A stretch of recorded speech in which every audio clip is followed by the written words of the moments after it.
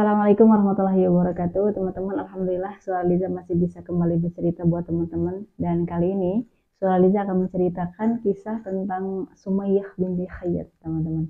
Jadi, kalau kata Ummu Fairuz, teman-teman, Sumayyah ini ada khilaf ya dari namanya beliau. Ada yang mengatakan Sumayyah binti Khayyat, gitu kan? Ada yang mengatakan Sumayyah binti Khabat. Jadi, kalau misalkan teman-teman nyari nama Sumayyah itu apa di internet gitu ya, nyari nama Sumayyah dalam bahasa Indonesia itu kebanyakan pasti yang munculnya Sumayyah binti Khayyat. Kalau teman-teman nyarinya dalam bahasa Arab gitu ya, itu kebanyakan pasti yang muncul namanya itu Sumayyah binti Khabat. Tapi itu hal yang lumrah gitu ya. Apalagi kan beliau ini adalah seorang budak gitu ya, teman-teman. Jadi waktu itu memang budak itu dipandang apa ya, direndahkan gitu ya, teman-teman. Makanya mau nasabnya apa juga itu tidak terlalu dipentingkan waktu itu. Tetapi teman-teman, walaupun dia itu seorang budak, itu sama sekali tidak mengurangi kemuliaan beliau di hadapan Allah Subhanahu wa taala. Apalagi kan kita tahu ya, beliau itu adalah seorang yang pertama kali mati syahid dalam Islam, teman-teman. Tentang beliau ini saya kurang tahu ya apa yang menyebabkan dia tuh sampai menjadi budak gitu ya. Yang jelas memang dikatakan beliau ini adalah seorang budak yang memang disayangi sama tuannya, yaitu Abu Khudzaifah. Teman-teman, dari kisah beliau kita nanti akan belajar ya, kita akan mengetahui bagaimana Islam tidak memandang kemuliaan seseorang itu dari apa yang menempel pada diri seseorang, teman-teman. Baik itu kekayaan, mau jabatan, mau apalah itu ya. Bukan dari semua itu, teman-teman, melainkan Islam hanya menilai kemuliaan seseorang itu berdasarkan nilai keimanan yang ada pada diri seseorang itu, teman-teman. Nah, jadi teman-teman, ceritanya bermula dari seorang laki-laki yang bernama Yasir bin Amr bin Malik. Dia adalah seseorang yang berasal dari negeri Yaman. Dia ini kehilangan saudara laki-lakinya, teman-teman, yang bernama Abdullah. Maka dia bersama kedua saudaranya yang lain yang bernama Haris dan juga Malik itu berniat mencari saudaranya yang hilang sampai ke kota Mekah. Dan kita tahu ya, teman-teman, kalau misalnya kita mau masuk ke negeri orang, itu kalau kita sekarang gitu ya, kan kita memerlukan visa, memerlukan paspor gitu kan.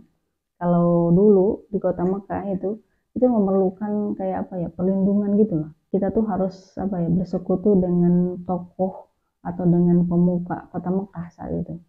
Sehingga pada saat itu Yasir ini memilih Abu Khudzaifah bin Al-Mughirah Al-Makhzumi, teman-teman, sebagai penjamin keamanan bagi mereka. Singkat cerita, teman-teman, mereka terus mencari saudaranya yang hilang. Tapi sayang sekali itu tidak membuahkan hasil, teman-teman. Saudaranya itu nggak ketemu di kota Mekah. Sehingga kedua saudaranya ini, Haris dan juga Malik, memutuskan mereka untuk kembali ke negeri Yaman. Sedangkan Yasir, teman-teman, ya mungkin beliau udah keduluan jatuh cinta ya sama kota Mekah. Jadi ya memang sih, teman-teman, kota Mekah pada saat itu bukan suatu kota yang yang wah gitu ya. Biasa aja, kota sederhana. Tapi di sana itu kan ada Ka'bah, teman-teman. Sehingga teman-teman, pada saat itu banyak sekali orang yang berkunjung ke kota Mekah dari daerah maupun luar daerah saat itu yang untuk berniat atau bertujuan untuk berziarah mungkin gitu kan. Ya meskipun pada saat itu kan memang masih dalam tradisi jahiliyah gitu kan, teman-teman. Akhirnya teman-teman, Yasir ini menjalin hubungan baik dengan Abu Hudzaifah.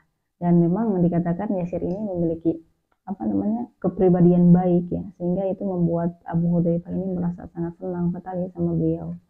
Dan mungkin teman-teman, Yasir ini memang banyak sekali ya nilai-nilai kebaikan yang dia miliki, sehingga bukan hanya saja senang Abu Hudzaifah ini, sampai-sampai Yasir ini dianggap diangkat menjadi saudara, kayak saudaranya sendiri gitu, teman-teman. Dan bukan hanya itu saja, untuk mempererat persaudaraan mereka, bahkan Abu Hudzaifah ini sampai menikahkan budak perempuannya yang bernama Sumayyah ini kepada Yasir, teman-teman. Dari pernikahan mereka lahirlah seorang anak laki-laki yang bernama Ammar bin Yasir, teman-teman. Nah, teman-teman, karena memang tadi ya dikatakan Abu Hudzaifah ini sangat menyayangi Yasir, Ammar ini, teman-teman, dimerdekakan. Statusnya jadi dimerdekakan oleh Abu Hudzaifah ini. Maksudnya gimana? Nah, jadi teman-teman, meskipun ayahnya ini adalah seorang yang merdeka, Yasir ini kan merdeka, teman-teman. Laki-laki merdeka maksudnya. tetap aja anaknya itu akan diambil sama tuannya, menjadi budaknya maksudnya teman-teman. Karena Sumayyah ini kan nggak ujug-ujug jadi merdeka karena dinikahi sama laki-laki merdeka gitu ya. Tetap dia itu seorang budak. Dan kita tahu teman-teman, seorang budak itu kayak kayak nggak memiliki hak kepemilikan lah gitu ya, kayak barang gitu ya. Bahkan kalau misalkan tuannya itu mau menggauli budak perempuannya itu gitu kan, itu sah-sah saja kalau misalkan budaknya itu nggak apa ya, belum menikah gitu teman-teman, nggak memiliki suami, itu sah-sah saja tanpa adanya pernikahan loh teman-teman. Dan kalau misalkan dari hubungan tuan dan budak ini melahirkan seorang anak gitu kan, itu secara otomatis teman-teman anaknya itu statusnya itu merdeka. Tapi kalau misalkan budak tuannya ini memiliki anak dari orang lain gitu ya, meskipun merdeka, itu tetap anaknya itu statusnya menjadi budak. Nah, tetapi di sini teman-teman, karena memang Yasir ini begitu disayangi sama Abu Hudzaifah, akhirnya Yasir, maksudnya Ammar bin Yasir ini diperdekakan oleh Abu Hudzaifah, teman-teman. Dan teman-teman, nggak lama setelah memerdekakan Ammar bin Yasir, Abu Hudzaifah ini meninggal dunia. Dan secara otomatis apa-apa yang dimiliki oleh Abu Hudzaifah itu diturunkan atau diwariskan kepada baninya, kepada keluarganya, Bani Mahzum, teman-teman. Dan termasuk juga Sumayyah. Sumayyah ini kan belum dimerdekakan sama Abu Hudzaifah, maka dia juga sama menjadi budaknya Bani Mahzum. Sampai akhirnya teman-teman terdengar suatu kabar bahwasanya ada seorang rasul yang diutus oleh Allah Subhanahu wa taala untuk menyebarkan risalah kepada umat manusia, yaitu Nabi Muhammad SAW. Ammar ini yang mendengar hal tersebut itu kan langsung mencari tahu nih tentang baginda Nabi SAW, tentang Islam gitu ya. Dia mencari tahu sehingga sampailah dia itu ketemu dengan baginda Nabi SAW, dan gak lama setelah itu dia langsung masuk Islam teman-teman. Begitu mudah bagi Ammar bin Yasir untuk masuk Islam karena memang agama Islam ini teman-teman kita tahu ya, bukan agama yang apa ya, yang suka membeda-bedakan kasta seperti itu kan. Dan juga karena memang teman-teman orang-orang lemah gitu, orang-orang fakir pada saat itu merasa dengan ajaran baginda Nabi SAW ini merasa apa ya, disamakan hak dan juga kedudukannya gitu loh. Karena yang terjadi teman-teman di bangsa Arab kala itu melihat kemuliaan itu dari apa, dari kedudukannya, dari pangkatnya teman-teman. Jadi orang yang kaya itu yang dihargai teman-teman, orang yang fakir itu yang dihina, orang yang memiliki pangkat itulah yang memiliki kemuliaan, dan orang yang seorang budak itu bukan seseorang yang dipandang teman-teman. Kalau Islam kan nggak begitu teman-teman, kita tahu Islam seperti yang tadi saya ulang-ulang, Islam hanya menilai kemuliaan seseorang itu dari nilai ketakwaannya, nilai imannya teman-teman. Maka itulah yang menjadi sebab kenapa pada saat itu ya, di awal-awal Islam, kebanyakan yang masuk Islam itu adalah dari kaum lemah teman-teman. Karena ya itu tadi, mereka merasa ya kalau misalkan seorang budak itu mereka merasa statusnya itu sama aja kayak orang-orang merdeka gitu teman-teman. Termasuk juga Ammar bin Yasir teman-teman, dia juga merasakan hal yang sama seperti itu. Dan orang tuanya Sumayyah dan juga Yasir ini, dia juga awalnya nggak percaya ya bahwa masa sih kok ada agama seperti itu gitu loh. Tapi Ammar bin Yasir ini dia jelaskan gitu, apa-apa yang disampaikan sama Nabi dia sampaikan kepada kedua orang tuanya, sehingga akhirnya Sumayyah ini masuk Islam dengan ya sama dengan mudahnya mereka masuk Islam teman-teman. Dan bukan hanya itu saja teman-teman, Sumayyah juga sampai apa berani secara terang-terangan memeluk agama Islam. Padahal kan Sumayyah ini seorang budak teman-teman, kebayang nggak? Pada saat itu selain baginda Nabi SAW ada Abu Bakar As-Siddiq gitu ya, ada Bilal bin Rabah, ada Ammar dan juga Sumayyah teman-teman. Mereka adalah orang-orang yang apa, yang berani menampakkan keislamannya di awal-awal Islam itu teman-teman. Sehingga memang mereka mendapatkan siksaan, mendapatkan ujian berat dari orang-orang kaum kafir Quraisy teman-teman. Dan karena memang dia itu adalah seorang budak, sehingga ini tuh menyebabkan apa, tuannya itu marah teman-teman. Tuannya merasa terhina gitu ya. Bani Mahzum ini merasa terhina bahwa budaknya telah masuk agama yang bertolak belakang dengan ajaran nenek moyang mereka gitu. Dan akhirnya teman-teman, demi untuk memperlihatkan kekuasaan mereka, demi untuk tidak direndahkan sama Bani Quraisy yang lain gitu ya, akhirnya Bani Makhzum ini menyiksa Sumayyah gitu ya. Karena memang pada saat itu teman-teman, kalau misalkan ada budak nih masuk Islam katakan ya, Terus kemudian si tuannya itu biasa-biasa saja, nggak berbuat apa-apa, itu dilecehkan, itu dihina, itu dikomporin. Tuh lihat tuh budakmu masuk Islam gitu ya. Masa lo nggak berbuat apa-apa gitu loh, sama sama Bani Quraisy yang lainnya seperti itu. Jadi dikomporin. Sehingga Bani Mazum ini juga akhirnya menyiksa Sumayyah, teman-teman. Dan suaminya yang melihat tidak mungkin kan melihat suami istrinya itu menderita sendirian gitu kan. Maka akhirnya suaminya Yasir ini juga ikut disiksa, dihukum teman-teman. Termasuk juga Ammar bin Yasir. Sama-sama akhirnya mereka dihukum. Mereka diseret gitu kan ke tengah padang pasir yang begitu panas. Kita nggak bisa kan teman-teman ngebayangin panasnya kayak apa. Yang jelas memang pada saat itu di negeri Arab kita tahu kan pasir itu sifatnya tuh menyerap panas. Jadi katakanlah kalau misalkan di Arab itu suhunya itu 50 derajat gitu kan, itu bisa pasirnya itu suhunya itu lebih dari di atas 50 derajat gitu loh teman-teman. Di situ teman-teman mereka tuh dibawa dalam keadaan cuaca yang lagi panas-panasnya teman-teman. Mereka dibawa, diseret ke tengah padang pasir. Mereka dijemur, bahkan dikatakan mereka tuh sampai harus membuka pakaian mereka. Nggak tahu ya wallahu alam kalau semuanya seperti apa. Yang jelas kalau misalkan Amal dan Yasir ini mereka sampai harus membuka pakaiannya sehingga kulitnya itu benar-benar nempel ke pasir teman-teman. Mereka dibaringkan gitu dijemur. Belum lagi juga mereka disiksa, dicambuk mereka. Pokoknya luar biasa deh. Nah setelah itu kan setelah disiksa habis-habisan dipaksa untuk murtad, mereka subhanallah tetap teguh mempertahankan keimanan mereka teman-teman. Nah sehingga teman-teman baginda Nabi SAW yang melihat kejadian seperti itu nggak bisa melakukan apa-apa. Kenapa? Bukan apa-apa, karena memang pada saat itu belum turun perintah dari Allah Subhanahu Wa Taala untuk melawan gitu kan. Karena kan memang teman-teman tahapan pertama dalam dakwah Islam saat itu 3 tahun pertama itu kan sembunyi-sembunyi. Terus ke 10 tahun kemudian itu secara terang-terangan gitu. Nah, terang-terangan di sini tuh teman-teman hanya sebatas dakwah saja, menyebarkan kebaikan gitu teman-teman. Belum sampai ada perintah untuk memerangi kaum kafir Quraisy. Makanya Nabi SAW juga nggak berbuat banyak. Dan ya seperti itulah teman-teman kondisi dari para sahabat baginda Nabi SAW yang memang dengan berani ya memperlihatkan keislaman mereka gitu kan, sehingga ya mereka yang tidak memiliki perlindungan gitu kan, seperti halnya baginda Nabi. Baginda Nabi kan punya pamannya Abu Thalib, terus sebelum juga Sayyidina Abu Bakar, dia punya kabilah yang besar teman-teman. Itu tuh kaum kafir Quraisy nggak terlalu berani sama mereka. Beda lagi kalau sama budak seperti halnya Sumayyah dan juga keluarganya, itu otomatis lah menjadi sasaran empuk gitu kan bagi kaum kafir Quraisy untuk meluapkan emosi mereka, untuk meluapkan amarah mereka, sehingga mereka disiksa, mereka menjadi bulan-bulanannya para kaum kafir Quraisy gitu kan. Dan termasuk salah satu dedengkotnya kaum kafir Quraisy yang suka menyakiti umat Islam saat itu adalah Abu Jahal teman-teman.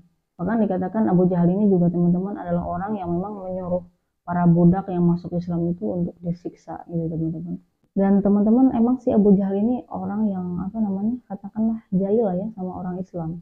Dia suka menjadi provokator gitu teman-teman. Bahkan kalau misalkan ada nih orang Islam dari kalangan pedagang gitu ya, itu tuh dia suka jahilin dengan cara ngancurin bisnisnya gitu loh. Kalau misalkan dari kalangan orang yang lemah, itu tuh suka memprovokasi orang untuk supaya menyiksa orang lemah tersebut teman-teman. Makanya dia juga disebut Abu Jahal juga kan, karena memang kebodohannya itu menjadikan dirinya itu menjadi orang yang gak berperi kemanusiaan gitu teman-teman. Dan subhanallah teman-teman, seperti yang aku katakan tadi, mereka sekalipun disiksa habis-habisan seperti itu ya, mereka tetap teguh mempertahankan keimanan mereka gitu teman-teman. Baginda Nabi juga teman-teman yang melihat hal itu tidak bisa melakukan hal banyak sama mereka, karena memang ya itu tadi belum ada perintah untuk melawan gitu kan, sehingga baginda Nabi hanya mengatakan sama mereka, bersabarlah wahai keluarga Yasir, balasan bagi kalian adalah surga. Maka saat baginda Nabi SAW mengatakan hal itu dan Sumayyah mendengar hal itu, teman-teman, ini menjadi tambahan motivasi bagi Sumayyah untuk tetap teguh mempertahankan keimanan dia. Nah dari situ teman-teman, Karena memang Sumayyah dan juga keluarganya ini tetap teguh mempertahankan keimanan mereka. Abu Jahal ini semakin marah. Dia tuh sampai mengambil tombak. Tombak itu ditusukkan. Ada yang mengatakan itu ditusukkan ke perutnya gitu kan. Tapi pelan gitu teman-teman, bukan secara cepat gitu ya, bukan cepat, tapi pelan sehingga pasti itu kerasa sekali sakitnya kan. Gitu. Ada yang bahkan mengatakan juga kalau tombaknya itu ditusukkannya itu ke, mohon maaf, ke kemaluannya Sumayyah ini teman-teman. Itu ditusukkan ke kemaluannya Sumayyah sampai tembus ke perutnya. Kebayang nggak teman-teman? Sehingga secara otomatis lah dia sampai meninggal di hadapan suami dan juga anak. Meninggal dalam keadaan syahid tentunya teman-teman, mempertahankan keimanan dia. Dan Yasir juga teman-teman, suaminya itu pasti dong nggak mau ketinggalan, nggak mau kalah sama istrinya. Dia juga sama, nggak berubah, nggak goyah keimanannya teman-teman, sehingga akhirnya dia juga terbunuh. Dan yang tersisa teman-teman adalah Ammar bin Yasir. Sama juga teman-teman, Ammar bin Yasir ini diperlakukan dengan sangat keji. Bagaimana enggak coba? Dia di tengah padang pasir yang panas, nggak memakai pakaian gitu kan, nggak pakai baju. Dia dipakaikan baju besi teman-teman. Sedangkan kan kalau pada saat itu pakai baju musim dingin aja itu udah kerasa panas, apalagi ini pakai baju besi teman-teman. Sampai dikatakan seluruh kulitnya itu mengelupas. Sebegitu beratnya teman-teman apa yang diterima oleh Ammar bin Yasir, sampai dia tuh nggak sadar mengucapkan hal-hal yang diinginkan sama mereka, mengucapkan hal-hal murtad gitu teman-teman. Dan apa ya, itu bukan suatu hal yang disengaja oleh Ammar bin Yasir teman-teman, itu murni karena memang dia tuh udah sampai sampai ke puncak rasa sakit beliau gitu teman-teman, sehingga dia tuh nggak sadar mengucapkan hal-hal yang diinginkan mereka. Dan tentu saja Ammar bin Yasir ini sangat-sangat menyesal teman-teman. Dia sampai mengutuk dirinya lah, katakanlah mengutuk dirinya gitu kan, sungguh celaka aku. Nah, setelah dia mengatakan hal murtad, tentu dong dia dilepaskan sama kaum kafir Quraisy ini. Dan setelah dia lepas, dia menangis. Sungguh dia menangis dengan sangat dengan dipenuhi rasa penyesalan teman-teman. Dia berlari kepada Rasulullah SAW dan mengatakan hal yang dialami sama beliau gitu kan. Rasul cuma bilang, apakah yang kau katakan itu murni dari hatimu? Ammar bin Yasir bilang, sungguh ya Rasulullah, sama sekali hatiku tidak berpaling. Maka Rasul SAW pun itu tidak menghukumi Ammar bin Yasir ini berdosa teman-teman. Karena memang dalam Islam bahkan diperbolehkan untuk sekedar menyelamatkan gitu ya. Kalau misalkan kita dihadapkan dengan yang berhubungan dengan nyawa gitu teman-teman, itu sesuatu hal yang diperbolehkan. Apalagi kan ini Yasir ini bukan dikatakan berdosa ya. Dia kan udah benar-benar sampai ke puncak rasa sakitnya gitu loh. Sampai itu menyebabkan dia tuh kehilangan kesadaran sehingga mengucapkan hal tersebut gitu. Maka dikatakan itu bukan suatu hal yang berdosa bagi Ammar bin Yasir. Dan Ammar bin Yasir teman-teman setelah bebas dari mereka, ketemu sama Nabi, dia menjalani hari-harinya menjadi seorang yang benar-benar menjaga keimanannya teman-teman. Itu dia tadi teman-teman kisah dari Sumayyah, atau katakanlah judulnya mungkin keluarga Yasir ya teman-teman. Dan teman-teman dari kisah ini kita bisa jadikan mereka contoh ya, bagaimana menjadi ibu yang baik, bagaimana menjadi ayah yang baik, bagaimana menjadi seorang anak yang baik.